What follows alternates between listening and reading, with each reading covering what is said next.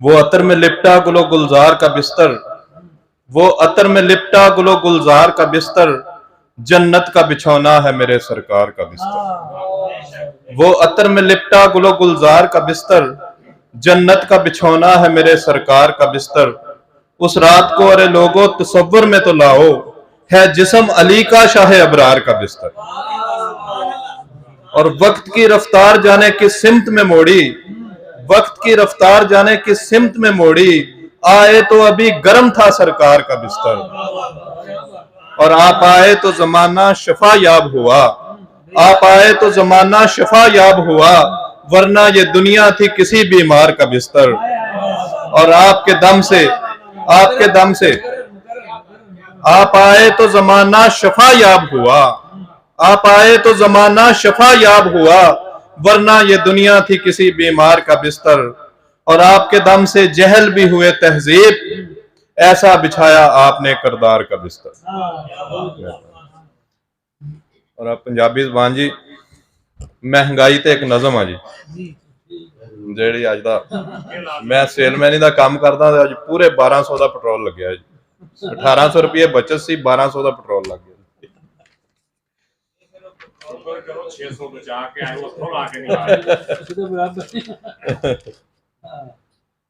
और सारे लोग ही मुतासर ने जी कि सारे लोग महंगाई दे छंडे, सारे लोग महंगाई दे छंडे, कौन बाला नू चीजी वंडे।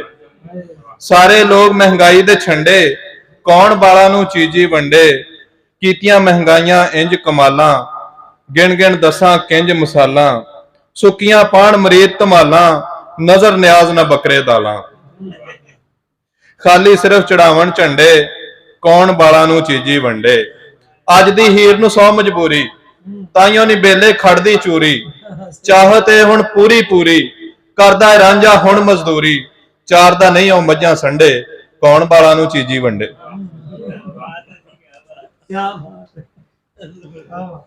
अक्की पई है दुनिया सारी, इत्थे खुश अफसर सरकारी, या ने राजी कारोबारी, हसदी पई पिसदी पई अवाम विचारी, सखत परेशान व्याए ते रंडे, कौन बाला नू चीजी वंडे।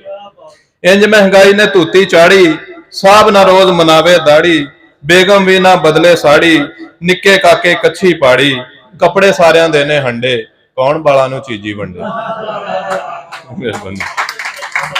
मेहरबानी ते डेरे बन गए जंगल बेले, हुण नहीं इत्थे लगदे मेले, परेशान सब गुरु ते चेले, इत्थे फिरन जनाने वेले, भुखे मारदे फिरन पछंडे, कौन बाला नू चीजी वंडे।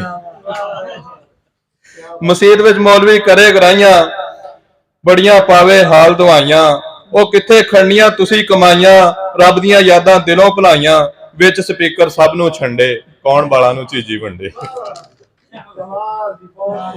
रब कोई गोग्या बंदा कले, जेड़ा इस तूफान नू ठल्ले, सौदे मिलन सब सवले, सस्ते हो जाण घी ते गंढे, कौन बाला नू चीजी वंडे। मेहरबानी हुण जी एक सतवारा जी गुरु चौहान साहब का कलाम है जी कि 7 दिनां दा ये त्वार है ना जी सवेरे कि तक्या जदों दा मैं सोहणे दिलदार नू, दिल विच पीड़ उठे हारे तवार नू। तक्या जदों दा मैं सोहणे दिलदार नू, दिल विच पीड़ उठे हारे तवार नू। ਉਹ ਕਹਿੰਦੀ दिल वाली पीड़ दिल वाला रोग चंगा हुंदा नहीं ओ सजना, दिल वाली पीड़ दा इलाज कर डोलना। मैं क्या करा कि इलाज नहीं मैं दिल वाली पीड़ दा, गिन गिन तारे रात दिन दिन करा कि इलाज नहीं मैं दिल वाली पीड़ दा, गिन गिन तारे रात करा कि इलाज नहीं मैं दिल वाली पीड़ दा, तक तक रावां दिन लंघदा है पीर दा।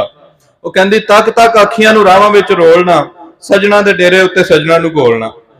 मैं कहा दिल वाले सुंजे होए गलियां बाजार नहीं, बोलिया बनेरे कां मंगल दे वार नहीं।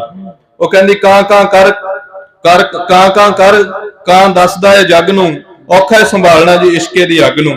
मैं कहा इश्के दी अग तक सजना नू बुझदी, गिन गिन तारे रात लंघदी है बुध दी। वो कहंदी तारियां नू दिल वाला हाल कानू दसना, तारियां दा काम है भी आशिकां ते हसना। मैं कहा हसदा जमाना हर ईद शबरात नहीं, हौकियां च लंघ गई है ये भी जुमेरात नहीं।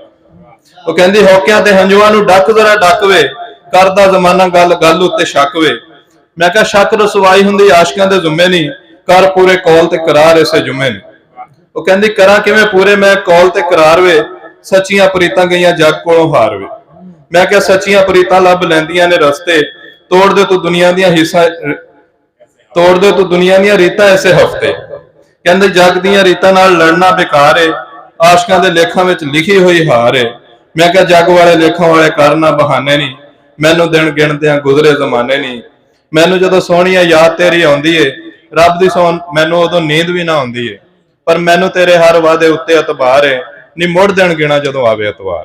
होना सी कि लभ जांदा फोन जेकर आशिकां पुराणियां नूं, लभ जांदा फोन जेकर आशिकां पुराणियां नूं, इन्नी ना जलालत हुंदी उन्हां भी निमाणियां। सोहणी जे मोबाइल लई चारा जोई करदी, फोन हुंदा उहदे कोले डुੱਬ के ना मरदी। ते कच्चा कड़ा वेख कदी मारदी ना छाल नूं, ਉਹ ਪੱਤਣ ਤੋਂ ਫੋਨ ਕਰ ਲੈਂਦੀ ਮਹੀਵਾਲ। ਤੇ ਸੱਸੀ ਨੇ ਜਦੋਂ ਫੋਨ ਖੜਕਾਉਣਾ ਸੀ ਤੇ ਪੁੰਨੂ ਹੋਣੀ ਸੁਣ ਕੇ ਪਿਛਾਂ ਆ ਜਾਣਾ ਸੀ।